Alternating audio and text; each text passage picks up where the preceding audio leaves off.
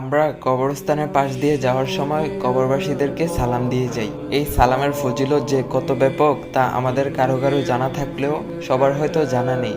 আসুন একটু জেনে নিই। আপনি রাস্তা দিয়ে একা বা কারোর সাথে কথা বলতে বলতে হাঁটতেছেন বা গাড়িতে চড়ে বাহিরের দৃশ্য দেখতে দেখতে যাচ্ছেন। হঠাৎ আপনার দৃষ্টি থেমে গেল রাস্তার পাশে কোনো এক কবর দেখে। তখনই মুখ দিয়ে বেরিয়ে এলো, আসসালামু আলাইকুম ইয়া আহলাল কুবুর, অর্থাৎ হে কবরবাসী, আপনাদের উপর শান্তি বর্ষিত হোক। ঠিক সেই সময় হয়তো সেই কবরবাসী ছিল আযাবের ফেরেশতাদের অধীনে। আল্লাহর নির্দেশে যারা মারাত্মক আঘাতে ছিন্নভিন্ন করে দিচ্ছিল, সেই কবরবাসীর দেহকে আপনার কয়েক সেকেন্ডের এই দোয়াতে আল্লাহর আরশ থেকে নির্দেশ এলো, তার শাস্তি থামিয়ে দাও, তার উপর শান্তি বর্ষণ করো। সাথে সাথেই তার কবরের আযাব বন্ধ হয়েছে।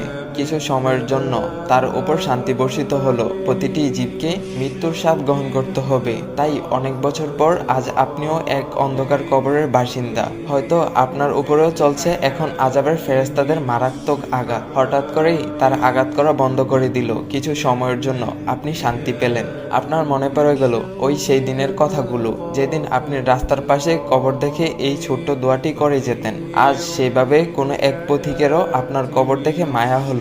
আপনার মতো তিনিও সেই ছোট্ট দোয়াটি পড়ে আপনাকে কিছু সময়ের জন্য আযাব থেকে মুক্তি দিলেন। আপনি যে দোয়া করবেন তা আপনার জন্য আল্লাহ ফিরিয়ে দিবেন, কেননা আল্লাহ প্রতিটি ভালো কাজের জন্য উত্তম পুরস্কার দান করেন। প্রতিদিন আমরা এভাবে কত কবর পার করি, অথচ ভুলেই যাই এরাও একদিন আমাদের মতো দুনিয়াতে বিচরণ করত।